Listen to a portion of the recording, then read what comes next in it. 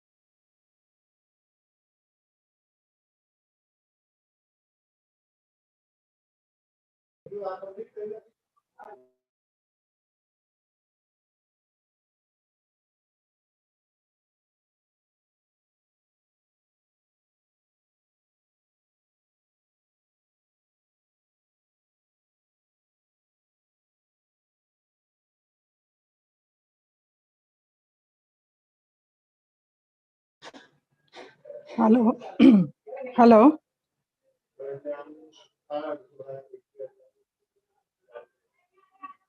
Hello, Sandesh, Ronald, anybody there?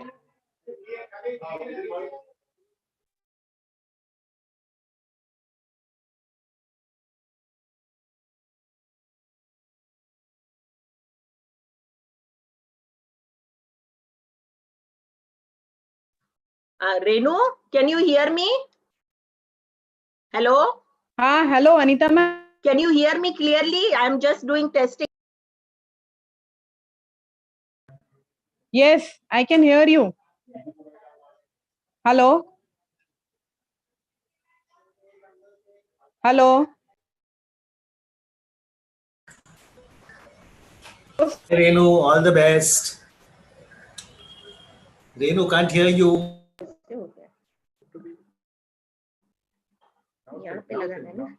Hi, Elvis.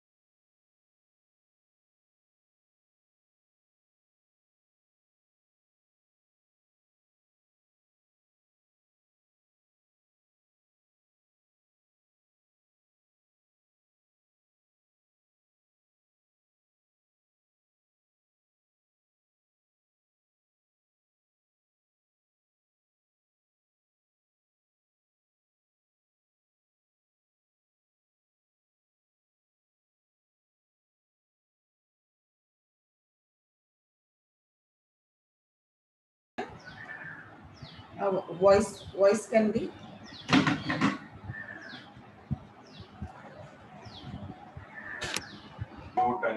Good morning, Lidwin. Good morning. Nice sari you're wearing. Hey, good morning. Hi, Lidwin. Good morning. No, I said I'll come tomorrow. Good morning, everyone. Hi, Renu. All the best. Hi, sir. Thank you. I think we have to be on mute because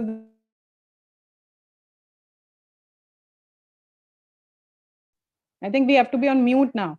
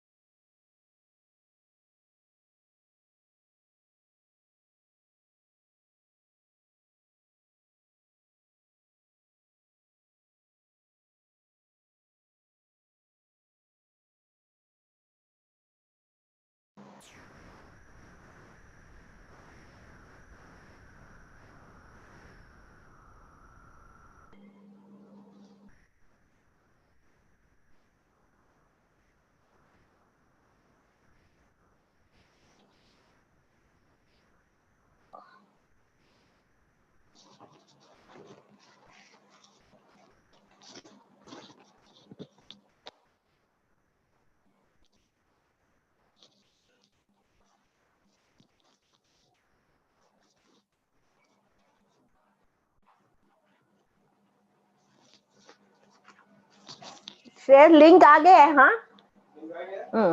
भेज दिया मैंने सब लोगों को, मयूरी को, अजय को, घर में वी में भी डाल दिए, प्रसाद को, जिसको देखना है देखिए, फरीदा को। ने तो छोड़ दिया कॉन्फ्रेंस पे, लिंक भेजा उसके बाद। किसने? 10:45 को तूने भेज दिया ना? वो क्या है को भेज दिया? हाँ मयूरी? हाँ भेज दिया। वो क्या है श्रेयस की many some have joined too many groups, 1 or 2 groups, अभी वो लोग लीव करेंगे।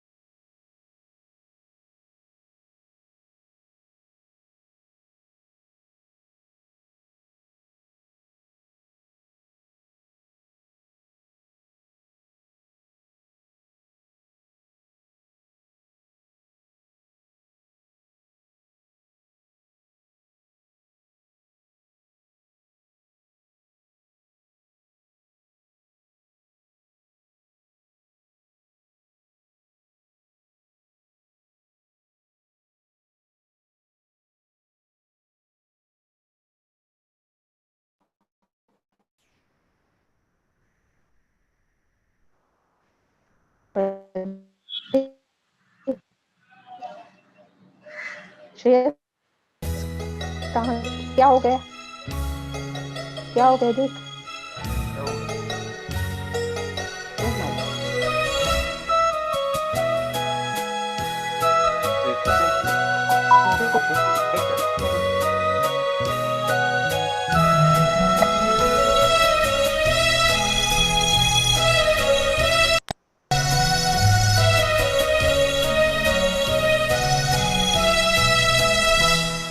चलो जिंदगी को आसान कर दे, प्यार की खुशबू इसमें भर दे। चलो जिंदगी को आसान कर दे, प्यार की खुशबू इसमें भर दे, प्यार की खुशबू इसमें भर दे। सबको बंद किया जाने के लिए।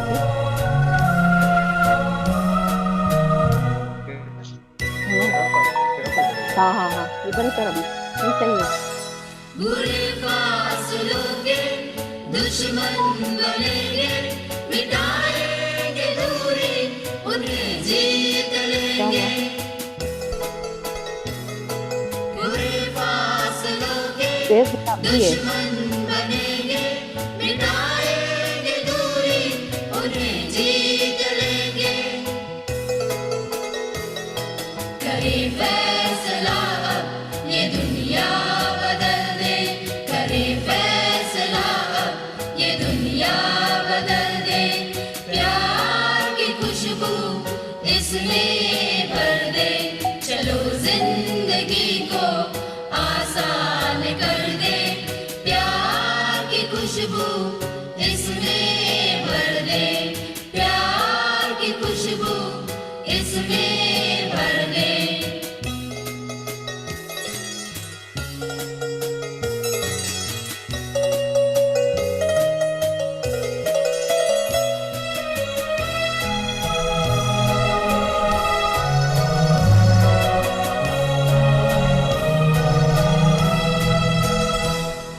अलग जिस्म है तो अलग जान होगी, एक ही फिर भी पहचान होगी। अलग जिस्म है तो अलग जान होगी, एक ही फिर भी पहचान होगी। इंसान है हम चमन को खबर दे, इंसान है हम चमन को खबर दे। प्यार की खुशबू इसमें भर दे, चलो जिंदगी को आसान कर दे, प्यार की खुशबू इसमें भर दे, प्यार की खुशबू इसमें भर दे।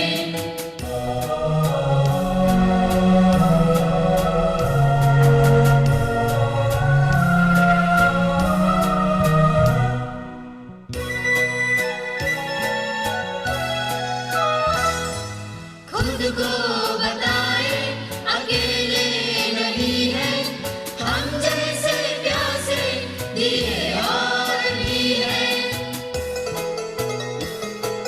खुद को बताए अकेले नहीं है, हम जैसे प्यासे दिए और भी है। अंधेरे जहां को उजाले का घर दे, अंधेरे जहां को उजाले का घर दे।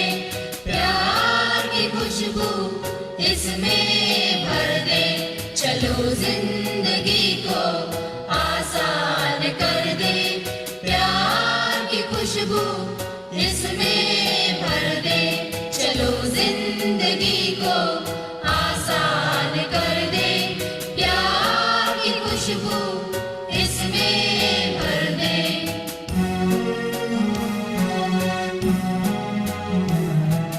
प्यार की खुशबू इसमें भर दे।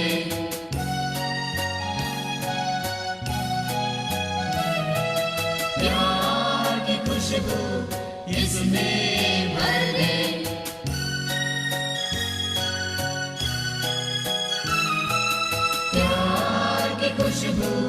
इसमें भर दे।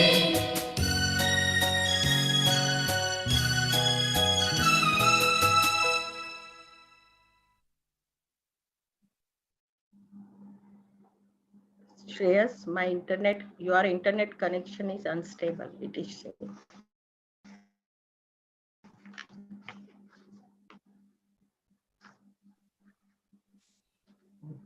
Hello, Dr. Ronald, can I start?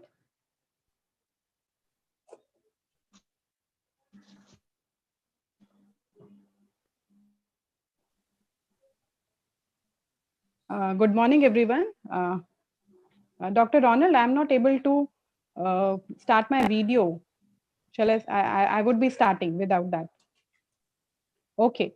Good morning, everyone. I would like to say, in fact, good morning, good afternoon, and good evening in the same breath, as we have people joining for this international conference from different time zones across the globe. On behalf of College of Social Work, Nirmala Niketan, I, Dr. Renu Shah, would like to extend hearty welcome to one and all to this 2 days international conference on community-based peace building, challenges and opportunities. I hope I'm audible enough. As we all know that present pandemic, I hope everything is okay. As we all know that present pandemic has posed serious challenges that humankind has ever faced. There have been far-reaching consequences on various spheres of life, resulted in unrest and conflict amongst various groups. This pandemic is a war with an invisible enemy, which requires coming together of people through collective action. It is within this context that this conference has been planned with an aim. I have to start my video. Yeah. Shall I start? I think I should start all over again, as I was not visible earlier. Now I'm visible to everyone, I suppose so. Okay. So good morning, everyone.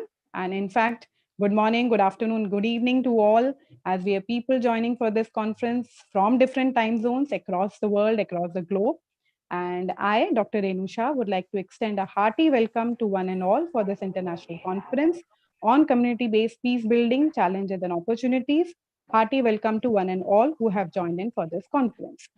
As we all know that present pandemic has posed serious challenges for the mankind, for all of us that humankind has ever faced. There have been serious consequences and far-reaching consequences on various spheres of life, resulting in unrest and conflict amongst various groups. This pandemic is war with an invisible enemy, which requires coming together of people through collective action. It is within this context that the present conference has been planned, and with an aim to create a platform for meaningful discussions and deliberations on the key issues and challenges faced by vulnerable populations at various levels, and also to suggest a roadmap for strengthening community-based peace-building initiatives.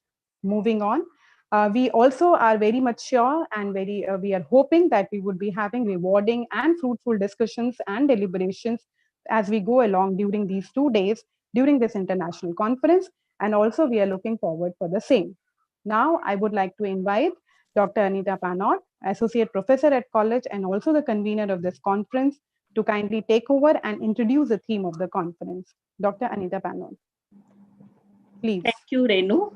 Yeah. Dear management, principal, panelists, colleagues, participant and keen audience, on behalf of College of Social Work, Nirmala Niketan, Mumbai, India, I welcome you all for this conference on community-based peace building, challenges and opportunities. We are having this conference in midst of the COVID-19 pandemic. The COVID-19 pandemic is considered as one of the most crucial global health crises of the century and the greatest challenge that the humankind faced since the Second World War.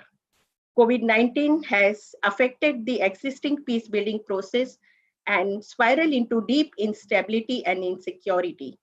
Research from past pandemics like HIV/AIDS and Ebola makes clear that exposure to infectious disease increases the risk of conflict. Conflict in turn tends to worsen disease transmission and hinder health response.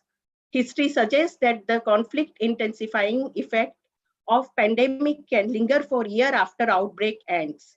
As a result, the countries which are underdeveloped, developing, and recent time even the developed with ethno-linguistically class, low-income groups are fragmented. Therefore, in present situation, community-based strategy can build local ownership on the peace process and provide a progressive approach to long-term success and policies and programs. When community commits to the peace building process, they help to avoid reoccurrence of the conflict and move towards the sustainability of peace. The community-based strategies identify and support structure which will tend to strengthen and solidify peace to avoid a relapse into conflict.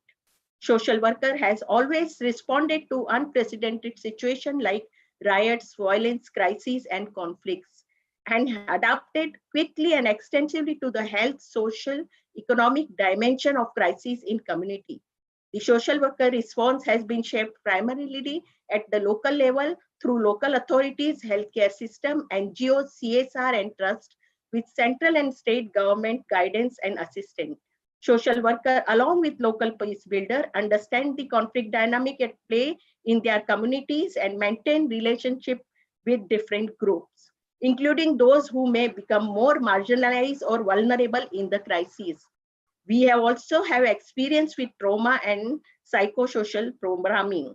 We emphasize the importance of creating trauma-informed response for the immediate crisis and longer-term recovery.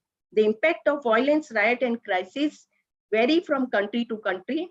It will most likely to increase poverty and inequality at global scale, making achievement of SDGs even more urgent and difficult too. There is a need to recover from the crisis and ensure that no one is left behind in the efforts.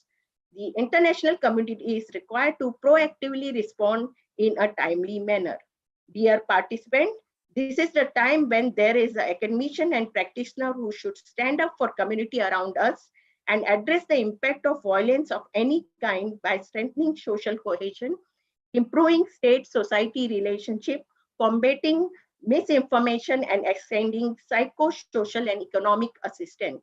It is a time to grab window of opportunity created by present situation in the world and to work towards the advancement of peace. In aggressively addressing this impact, we have an opportunity to strengthen communities' resilience to violence, riots, and conflict and build the foundation for lasting security. This is a need of an hour. Through this conference, attempt is being made to explore the rationale behind community-based peace building, the key issue and challenges faced by vulnerable population. It is also important for all of us to reflect and act on radicalization thoughts and majoritarian views. There is an urgent need to address conflict, violence, and crises and restore peace so human rights are not violated and are upheld. This conference will help us to analyze the psychosocial, historical, economic, and gender impact and place micro-macro intervention to reach out to those who are affected due to conflict communities. I extend my best wishes to all the panelists and participants who are going to bring meaning through dialogue and discussion to the topic we have chosen. I sincerely hope that the conference will deliberate and discuss all the different facets of this stimulating and challenging topic and come up with recommendations that will lead to a better, healthier, merrier, peaceful world. Thank you. Over to Dr. Renu Shah. Thank you very much, Dr. Anita Panot, for setting the tone for the conference, for introducing the theme and sub-themes of the conference, and also for outlining the objectives which we have set out for our conference. Thank you very much for your support and wishes. Moving on, I would now like to invite our principal, Dr. Lidwin Dias, to formally inaugurate the conference and also deliver her welcome address. Ma'am, can we request you to come over, please? Dr. Lidwin Dias. Yes. Thank you, Renu. Thank you. Greetings from the College of Social Work, Nirmala Niketan, Mumbai. I begin with a quote of Mother Teresa: "Peace begins with a smile."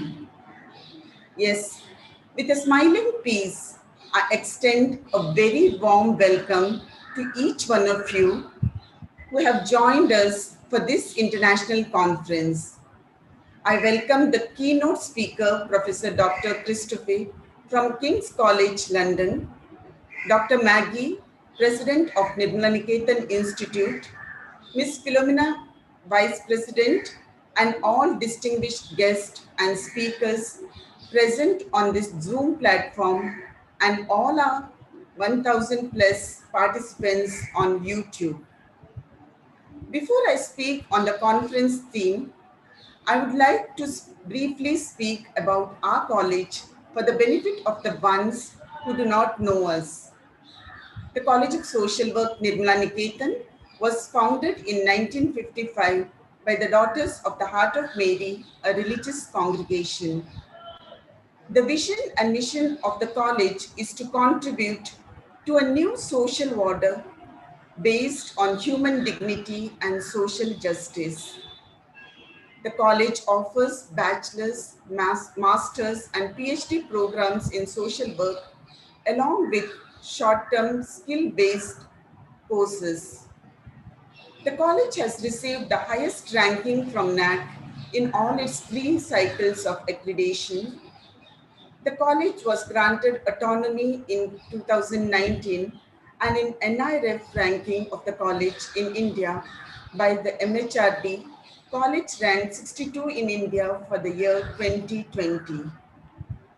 Dear friends, the theme chosen for this conference, community-based peace building, challenges and opportunities, is very relevant today.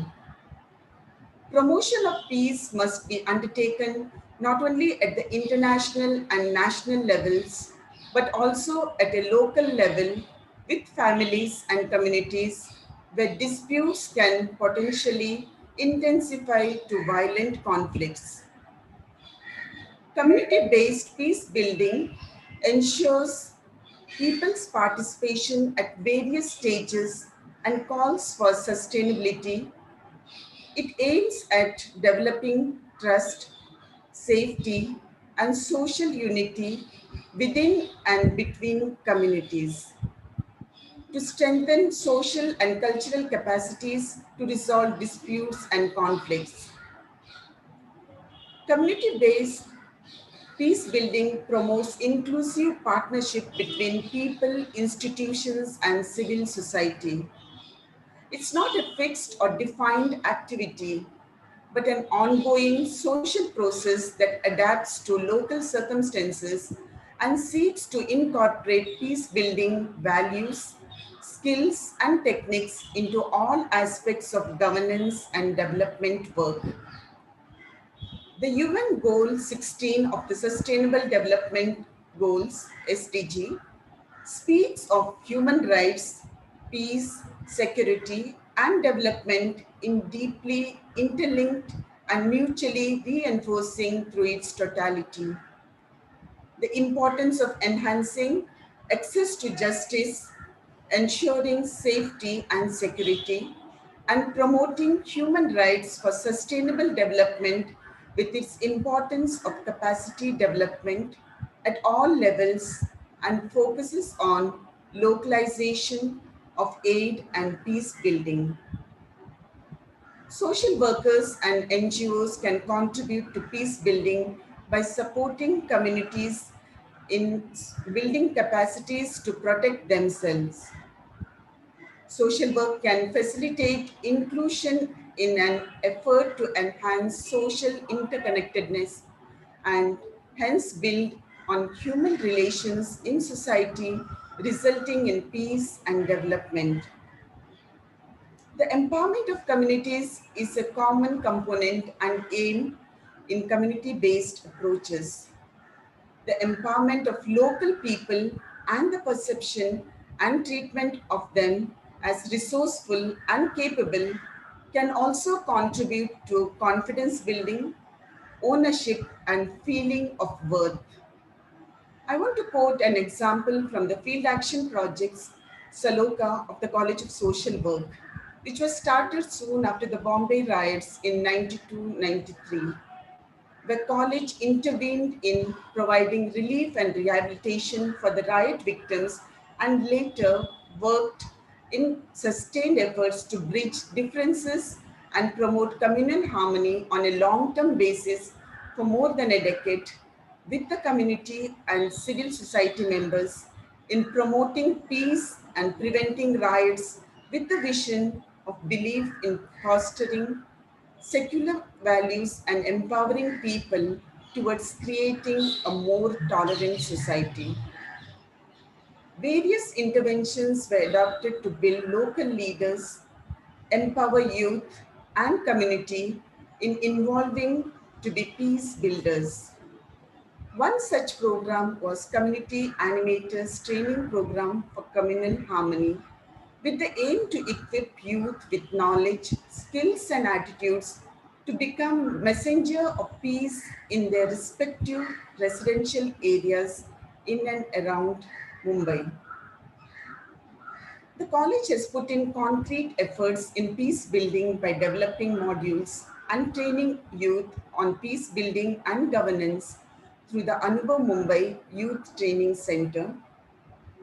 Peace education subject is also the subject which we have introduced in our syllabus for the both undergraduates as well as the postgraduates, and a special short-term course, and also an online global peace education in collaboration with Global Campus Program of Tokyo, University of Foreign Studies, Japan, in partnership with other universities of South Asia, which has helped our faculty and students to develop and contribute to peace initiatives. Friends, this conference is the need of the hour, where we take the role of peace-building agents to operate at every level to achieve a lasting peace. Community-based strategies are mechanisms used to achieve peace solutions to the root causes of conflict. I'm confident that the speakers in this two-days conference and the inputs of all our participants will help us in this regard. I'd like to thank the conveners of this conference, Dr. Anita Panut, Mr. Elvis Thomas, our advisory committee members, Father Dr. S.M. Michael, Ms. Farida Lambe, Dr. Nilima Mehta, and the co-conveners, Dr. Renu and Dr. Smita, for conceptualizing this theme and worked tirelessly in organizing this conference. Special thanks to our technical team, Dr. Ronald, Mr. Praveen, Mr. Sandesh, Mr. Darshan, and Mr. Mukund. Thanks to all our faculty members in other committees who worked in coordination to ensure that all goes well. A sincere thanks to all. As I extend my best wishes, I want to end with the quote of Mother Teresa again. If we have no peace, it is because we have forgotten that we belong to each other. Thank you. Thank you, Dr. Lidwin. Thank you very much for your wishes, support, and encouragement throughout the process of organizing this conference. And we are very much grateful to you. You have always been there as a great support for us during the process when we were in the process of conceptualizing the conference and even in terms of organizing this conference. Ma'am has highlighted in her address how the college has always responded to the community needs, and also in terms of Salokha project, she highlighted how we responded to the needs of community when riots were there in Mumbai, and we reached out to various sections of population in terms of prevention of riots and also building the community-based peace initiatives through training programs and through other initiatives, as she has highlighted. She has also talked about in her address about the other concrete efforts which college has always taken up with regard to peace building and related efforts through Anubhav Youth Training Center, which is a college project, and also by introducing the online peace education program. We have also introduced peace education, as ma'am has highlighted, as an important subject at various levels, both at undergraduate and postgraduate level. Thank you very much, ma'am, for your wishes, support, and encouragement throughout with us. Thank you so much. Okay, moving on, friends, we are now beginning with our plenary sessions. And to begin with, we have our first plenary session as a keynote address. And I'm very pleased to inform you all that for our keynote address, we have with us today Professor Christoph Jeffrelot. Sir, we are very pleased and delighted to have you with us. It's a highly privileged thing for us that you are there with us for giving us a keynote address. Before requesting you to commence the session, I would like to give you a brief introduction about Professor Christoph Jeffrelot. So we are very highly privileged to have you. Professor Jeffrelot is an extremely important political scientist of our times, and his work is of special significance to us. Professor Jeffrelot is a senior research fellow at CERI Sciences Co, as it is called, I believe, CNRS, Professor of Indian Politics and Sociology at King's India Institute, London, and President of French Political Science Association. He works on politics in India and Pakistan and is interested in nationalism and democracy, Hindu nationalism, caste mobilization, and politics and ethnic conflicts. Similarly, his scholarship has also focused on Pakistan nationalism, Islamic fundamentalism, Taliban and Kashmir militancy, coups, and its history as a rentier state in the context of global geopolitics. Professor Christoph holds a Diploma of Sciences Po and MA in History from University of Paris, Sorbonne, an advanced study degree of EHESS from National Institute of Oriental Languages and Civilizations. Professor Jeffrelot's PhDs in political science from Sciences Po. Sciences Po, I would just like to give a brief introduction, is an institution which has produced many notable alumni in the fields of law, economics, business, philosophy, literature, media, and politics. 5 out of the last 6 presidents of France are from the same institute as his, and around 28 past or present heads of state have studied or taught at Sciences Po. So we have today's keynote speaker from a very, very distinguished institution. Professor Jeffrelot joined the French National Institute of Scientific Research in 2002. From 1997 to 2000, he was a deputy director, and then up to 2008, he was a director of Science Center of International Studies, Paris. Professor Jeffrelot has founded 4 book series. He has been the editor-in-chief and director of Quarterly Journal, Critique International, member of editorial boards of various journals, several journals such as Asian Survey, International Political Sociology, and Indian Review. He is also the senior editor of Hearst book series that he has founded in 1999, Comparative Politics and International Studies. He is also a permanent consultant at the Center for Policy Planning Staff in Foreign Affairs Ministry of France since 2008. Hold on, there is little more coming. He is also a member of Scientific Councils of South Asia Institute at University of Heidelberg, member of the Center for Studies of Multilateral Federalism at New Delhi and Ashoka University. Professor Jeffrelot was awarded the CNRS Bronze Medal in 1993, and he also received the Ramnath Goenka Award for Excellence in Journalism in the year 2014 for his book, Pakistan Syndrome. Professor Jeffrelot has published a series of books, a large number of books on India and Pakistan. I'm not going to read out the whole list. Notable amongst these are Hindu Nationalist Movement and Indian Politics, which is based on his doctorate work and which is also considered as his magnum opus. Other notable publications are Dr. Ambedkar and Untouchability, India's Silent Revolution, The Rise of Lower Caste in North India. And the recent publications are Business and Politics in India, and The Majoritarian State, How Hindu Nationalism is Changing India, and as a co-author with Pratinav Anil, India's First Dictatorship, The Emergency, 1975-77.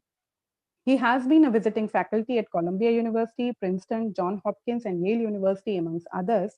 In his period of rest, when he's not working, Professor Jeffrelot supervises PhD students and writes columns for the Indian Express and the Carbon. We are very delighted to have you with us today, and we are very, very much looking forward for your session. We welcome you for this conference, and now I request you to take over and deliver your keynote address, sir. Professor Jeffrelot. Thank you very much. Thank you very much, Renu. I cannot start my video. I don't know if you want me to just speak, or if you want to see me. It would be better if you can start video. I'll have to see. The technical team will have to just see. I'll put off my video. Okay, yeah, that's fine now. Yeah. Very good. Thank you. Yes. Thank you very much for this kind introduction. I will indeed try my best to contribute to your very I would say, timely conference, not so much by looking at the peace building process, but to promote peace in a conflict-prone societies, one needs to understand the reasons of violence. And I will focus on that dimension in India, where the logic of communal violence and its forms, its actors are changing. So this is what I will study in this keynote address in the 35 or 40 minutes that I will use. As a matter of introduction, I like to emphasize the fact that for decades, at least since the 1980s and the beginning of the Ram Janmabhoomi movement, the politics of riots aimed at polarizing the voters before elections. This is, for instance, what Stephen Wilkinson in his very famous book has shown. There was a correlation between the timing of elections and the waves of riots. The Gujarat riots marked a transition towards something different because of the scale of this wave of violence.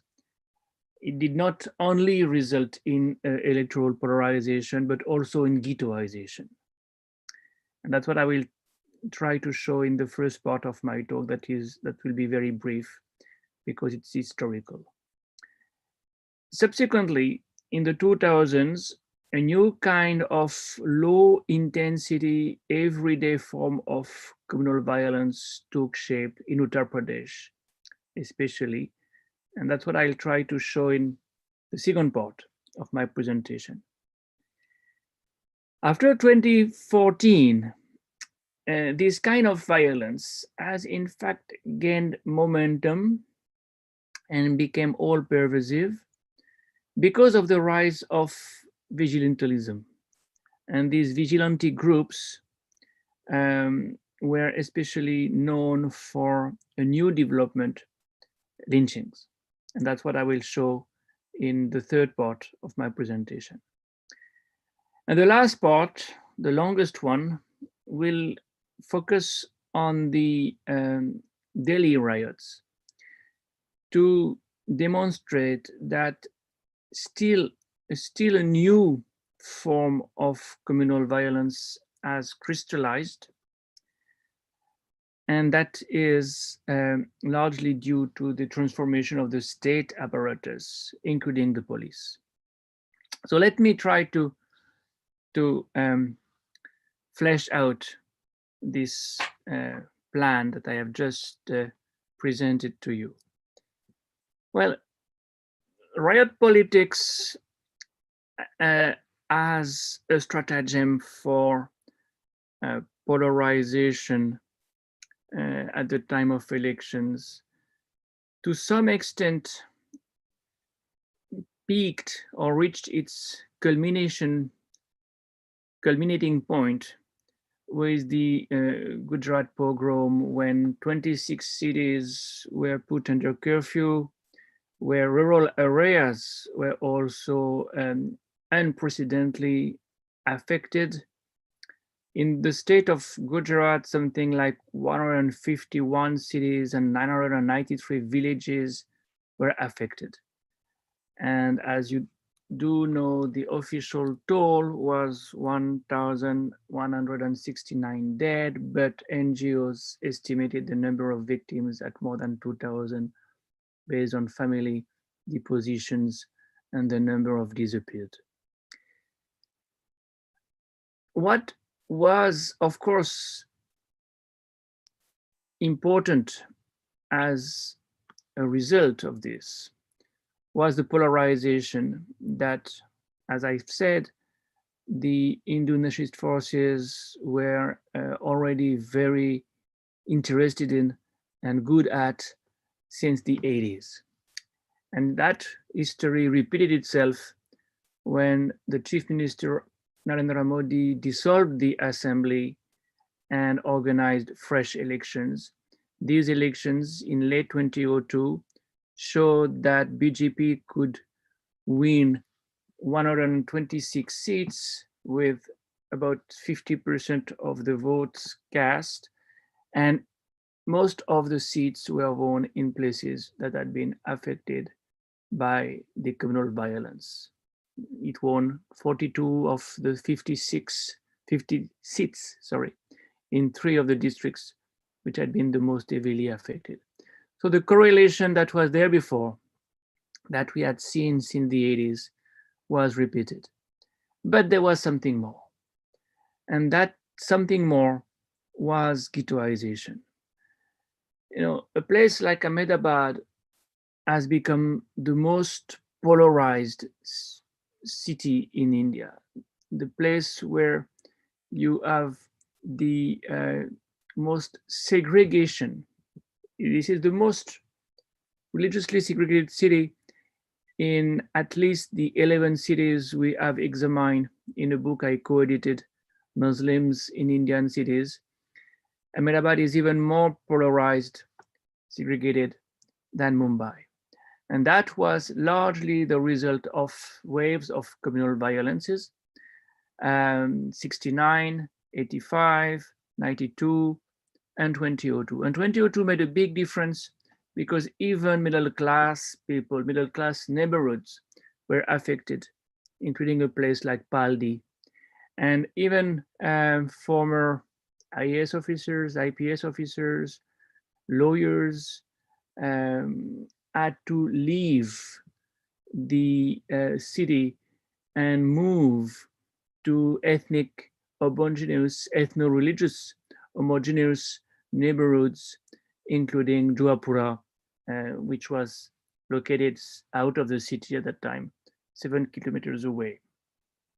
That's the new development that affected not only elections, politics, but also society. And ghettoization, I want to emphasize this, is a process that is now also affecting rural parts of the country and of Gujarat. In Juapura, villagers left their house, their home, in order to find security. So in a ghetto, you have the rich and the poor. You have the middle class people who have left the central neighborhoods of Ahmedabad for safety, and you have the poor villagers who have done the same for safety. So that was a new development, at least the magnitude of ghettoization had never been so strong. Then we see a new development after the 2004 elections. Opponents of Atal Bihari Vajpayee, the outgoing prime minister, who blamed the violence in Gujarat for his defeat, or for the BJP's defeat, considered these people, opponents to Vajpayee, that in politics, economic achievements clearly did not guarantee victory. The slogan of BJP at that time was Shining India, but in spite of Shining India, BJP lost. And they considered and recommended that reverting to a polarization strategy would be a better strategy. So they stepped up low intensity riots, and Uttar Pradesh was a key state to do that because of the number of seats, of course, that Uttar Pradesh has, but also because there were people who were good at this kind of practices, including Yogi Adityanath in that state.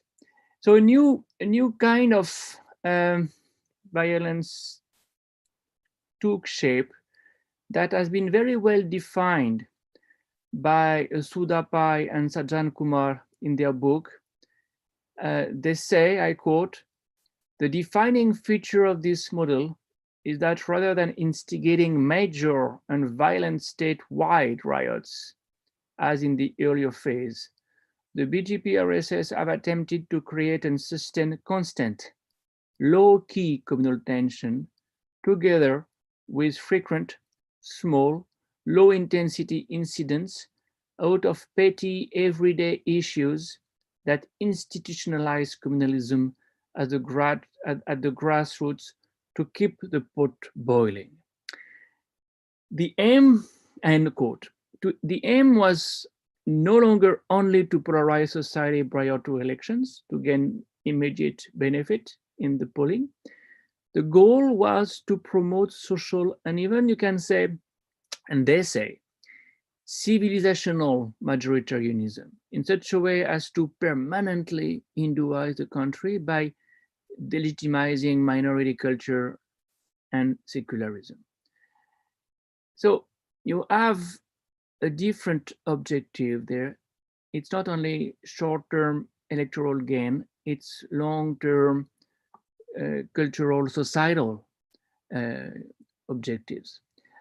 And a distinctive feature of this model has to do with the actors involved in it to instill Hindutva ideology deep into society. The Hindu nationalist leaders have tried to bring in low caste actors. There is a plebeianization of Hindutva, and Pai and Kumar call it non-Brahminical Hindutva. So we can see violence as a way to mobilize beyond the usual constituency of BJP that was made of upper caste till then. That form of violence is very well illustrated by frequent and regular campaigns against cow slaughter, conversions, or to a religion other than Hinduism, of course, interreligious marriages. Everything that has gained momentum recently was already there in the 2000s. And these mobilizations created an atmosphere of tension between Hindus and Muslims mostly, making it possible to provoke a riot at the first available opportunity.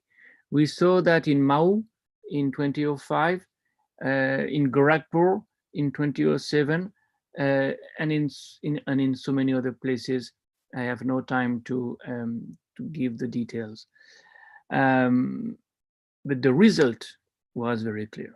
Hostility between communities became the rule, the new norm, under which Hindus and Muslims were supposed to avoid interacting. And this was not so much noticed at that time in the 2000s, because the low intensity violence enabled the Sangh Parivar to polarize society by staying under the radar, below the radar. That's the second development that we saw and that prepared the ground for the rise of BJP in Uttar Pradesh. After 2014, a new kind of violence developed because of the role of vigilante groups. Bajrang Dal, Gauraksha Dal, the Hindu Yuva, Vaini. These groups, especially after the BJP took over at the national level and then at the state level, especially in Uttar Pradesh, were in a position to harass minorities in the name of the protection of the cow, for instance. And I will focus on this because this campaign resulted in something new, lynchings. Lynchings were not so much known in India. As the name suggests, this practice comes from the US. And in fact, Mr. Lynch was the first one to take the law in his hands to become you can say, a policeman in plain clothes as early as the 18th century. 200 years afterwards, after he initiated this practice, we saw this becoming all pervasive in some parts of India. And between 2015 and 2018, India has been the theater of a series of Muslim lynchings that followed more or less always the same scenario. Muslims were accused of cattle smuggling or consuming beef, were attacked and died of their wounds. You all remember that the series began with the murder of Muhammad Akhlaq in Dadri in 2015. But the most typical case was certainly the case of Pelu Khan, a breeder specialized in dairy cows, who was on his way home to Haryana after having purchased cattle in Rajasthan. And when his truck was intercepted on National Highway 8, some 50 Hindu youth from some vigilante group forcibly searched it, accusing him of taking his animal to slaughterhouses. He produced proof that his activity was perfectly legal, including the sales receipt showing that he had paid 50,000 rupees for the cow and was therefore unlikely to sell it for 6,000 rupees for butcher meat, but he was nevertheless beaten, as were his sons, and he died soon thereafter. And that's one case that has been repeated on many occasions. India estimated that in 2017, there were 34 bovine-related incidents compared to 25 the year before, 13 in 2015, and only 3 in 2014. This counting has stopped. India's spend has been dismembered or dispersed, but the practice is not over.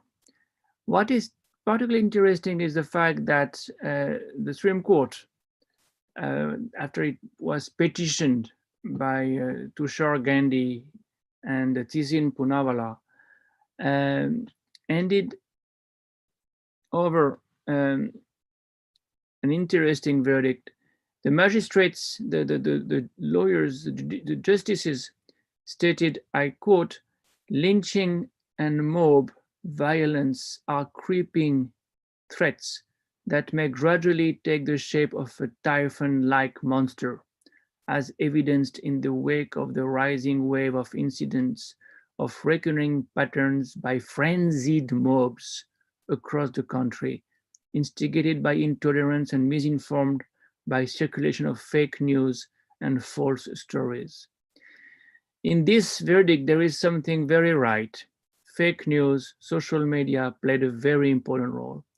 But there is something very wrong. It's not mobs which are at stake, it's vigilante groups. And it makes a big difference because there is nothing spontaneous in these lynchings, which are most of the time very well prepared and planned. This kind of violence receded in the background after the 2019 elections, or slightly before even, showing that indeed there was nothing spontaneous, but it was very much organized violence. And then a new form of violence took over and started to prevail. And I will end with this, but in greater detail, by showing what happened in the Delhi riots in February this year.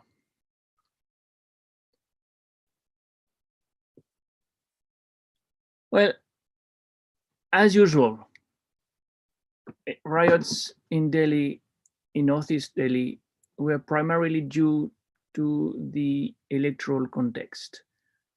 BJP wanted to polarize, and many leaders indulged in very provocative speeches for polarizing the voters. One of the BJP candidates, Tajinder Bagga, compared Shaheen Bagh to Pakistan and concluded an election speech by very threatening words, such as, I quote, "Shaheen Bagh has become a hub of anti-nationals, and on 11th February, after the results, a surgical strike will be done on this adda, on this den." And Yogi Adityanath, who had come from UP as star campaigner, pointed out that, I quote, "where bully words don't work, goli bullet does." These speeches were very recurrent and explained also why, are also explained by the fact that we were at the peak, or, well, not the peak, but we are still in the anti-CA movement that had infuriated the rulers of the country and the BJP at large. So when on February 11, the BJP faced a very rude shock, as only 8 of its candidates out of 70 could win a seat against 62 for the Aam Aadmi Party. The defeat fostered frustration and resulted in even more provocative speeches. One of them was articulated by Kapil Mishra, incidentally a former AAP MLA and a minister, a former minister in Kejriwal's government, who had joined BJP in 2019, who had lost election in February, and who made a very provocative speech on February 23, saying that because the demonstrators, anti-CA demonstrators, were blocking the roads, they would clear it. They would clear it themselves. The most important point in this speech was the fact that Mishra addressed the gathering in the presence of the Deputy Commissioner of Police of Northeast District of Delhi, Ved Prakash Surya, who was standing next to him in full riot gear. And that's the main point I want to emphasize. The Delhi riot show that the police had taken side to a greater extent than never before. Not only they let rioters do what they had planned to do and attack houses, 600 houses were burnt, shops were looted, mosques were desecrated. But not only that, but they also had their own direct implication. The police was seen, police officers were seen looting and destructing mosques, sometimes while chanting Jai Shri Ram. And we have an even worse scenario in the cases where they were responsible for beating the demonstrators who were in sit-ins themselves. You probably do remember what happened in the Kardampuri Puria area, where 6 young Muslims were beaten by 7 policemen, forced to chant Bharat Mata Ki Jai, and finally one of them, Faizan, died. Well, what we saw there and what has been revealed by CCTV cameras, in spite of the fact that most of them had been destroyed by the police themselves, was something we had seen before in the Jamia Millia attack exactly 1 year ago in the Aligarh Muslim University attack, and also in the way the police shot at sight in Uttar Pradesh during the anti-CA movement, when more than 20 demonstrators were killed by the police. That's something, I repeat, we had seen before, but never to that extent, never to such a huge extent. And what had never been seen either was the fact that the judiciary could not play its role the way it could have. Justice Muralidhar in the Delhi High Court on February 25 was in a position to stop this riot when he heard the petition filed by Harsh Mandar to register an FIR against the BJP leaders who had indulged in inflammatory speeches. He castigated the Delhi police for the way it failed to maintain law and order and protect citizens. But hours after the proceedings were completed, the Ministry of Law and Justice issued a notification for his transfer from the Delhi High Court to the Punjab and Haryana High Court, which was a reconfirmation of the fact that the state sponsored this violence. How can we conclude such a narrative? Well, of course, in itself, it's useful to know the trajectory of communal violence in India that has transformed itself over the last 20 years in many different ways. The most important difference being the direct implication of the state apparatus, including the police, in this very communal violence. So, of course, the first recommendation for returning to peace, and that is the objective of your conference today, would be police reform. To lobby for police reform in any possible way is definitely a priority. This reform is very unlikely, but things should be said, exposed, quantified. A very important thing to do is to show that there are very few representatives of the minorities within the police. And that's a question the Americans are investigated at the moment. If you want the police to be fair, it has to represent all sections of society to some extent. That's the first, I would say, conclusion and recommendation that I would make. And to work on it is on my own agenda. The second conclusion and recommendation that could be made has to do with society itself. Certainly, as I have emphasized, vigilante groups are responsible for most of the violence.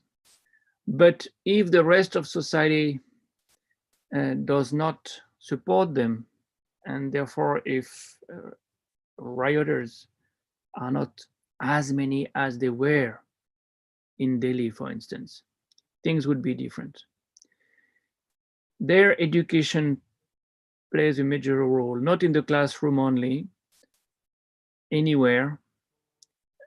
People need to be more aware of who is the other, and therefore NGO work is highly recommended. And last and third and last, and that's what the mentioning the NGO makes me think about. After riots, reconciliation between groups is, of course, always very much needed.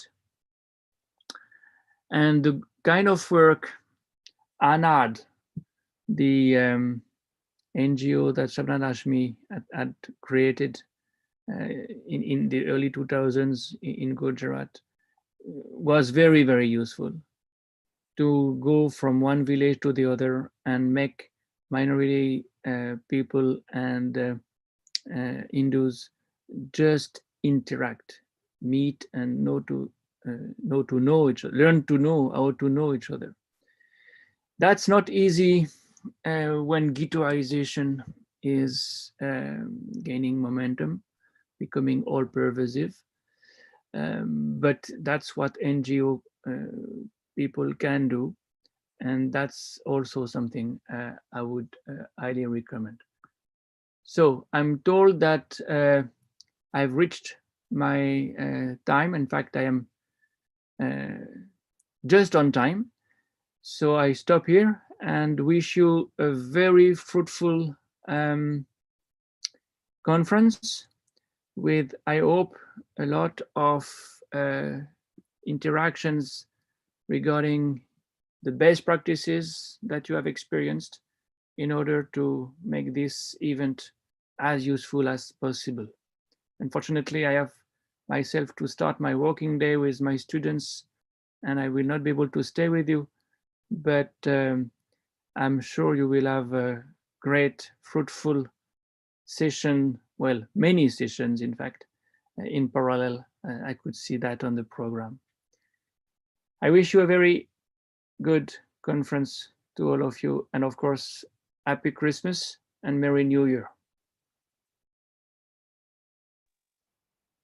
Thank you very much, sir. Thank you for your insightful speech and a very thought-provoking address. And thank you for taking time out of your schedule and being with us and giving your time to us.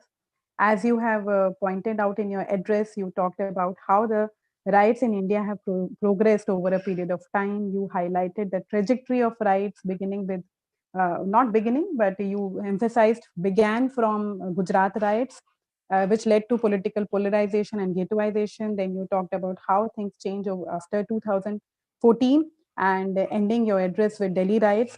And you also highlighted in your address that how there is a correlation between the timing of elections and the waves of riots, how riots in their nature form have been changing. Earlier, those were full-fledged riots.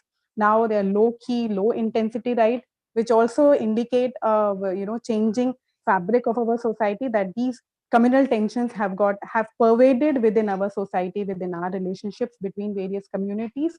So it was great listening to you, great listening to your insights.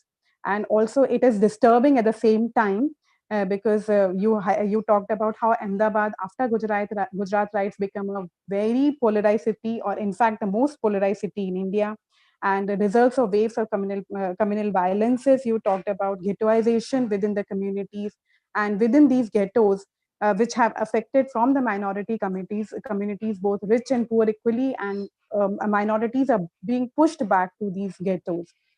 Then you also talked about the UP riots, new development after 2014, 2004 election, distinctive features of various riots. You talked about that. A new ideology is developing where non-Brahminical Hindutva is gaining momentum, and which is also going beyond mobilization of BJP, mobilization of voters and various people beyond BJP constituencies. Regular campaigns are going on with regard to the same. You made a very important reference to Delhi riots, which happened recently, and which were also very disturbing for all of us, where it was not just lynching and mob violence, it was also based on social media, fake news, and also carried very consciously by the vigilante groups, which is much more planned and organized. And it also very clearly came out through your address that the disturbing thing is that the state apparatus, both in terms of judiciary, police, administrative machinery, have all been on the sides of the state, and it is a state-sponsored violence kind of thing. And you also highlighted, you just did not stop in terms of highlighting the issues, but you also gave us the recommendations, very concrete recommendations with regard to building community-based peace building, with regard to dealing with these kind of violences and communal tensions, Your specific recommendations are in lines of police reforms. We should all lobby for police reforms, as you are saying, and which is also needed, which we feel at our college level, at social work fraternity level also. And also you highlighted that for police to be fair, there need to be a few representatives of minorities within the police force also. Then only we can think in terms of police being fair and just. And also you talked about that the society itself, we need to work a lot, where NGOs, community-based peace building groups can work towards in terms of making society much more active, much more vocal and outspoken to raise their voice. And also, last but not the least, you talked about reconciliation between the groups which were part of these kind of communal tensions. So that reconciliation coming together is also an important aspect which we should be looking at. And I'm very much sure, sir, that through your insight, discussion and address, and also through the recommendation, what you have specified very clearly, we would be deliberating on these aspects during these 2 days conference, and we would try to take them ahead. Thank you so much, sir. Despite your busy things, you could come in and spare your time with us. Thank you very much. On behalf of everyone, I am extending my heartfelt gratitude to you. Thank you. Yeah. Thank you. Bye-bye. Thank you. Yeah. Bye. Have a Thank good you day. so much. Thanks very much. Thank you all. Yeah. Now we will move Dr. on Ronald will to come the in. oral sessions. Yes. Please refer your program schedule, and we have already sent the links in the groups. So the group number 1 will be chaired by Dr. Vaijendra Anand. Lead speaker will be Professor Anu Jain, and paper presenters shall be Dr. Archana, Dr. Anita Panat, and Ms. Ariba. In group 2, the team will be chaired by Ms. Sonia Rodriguez. Lead speaker shall be Dr. Fatima, and paper presenters will be Ms. Meghna, Mr. Neeraj, and Dr. Samar. We have 10 minutes now. You can move from the YouTube and log on to Microsoft Teams in the links given, and we'll see there virtually another 10 minutes. Thank you. Ronald? Yeah. My apologies, actually, I forgot one of the main advisory person who was with us in the whole launching of this conference, and that is Kenji from Japan. I'm extremely sorry.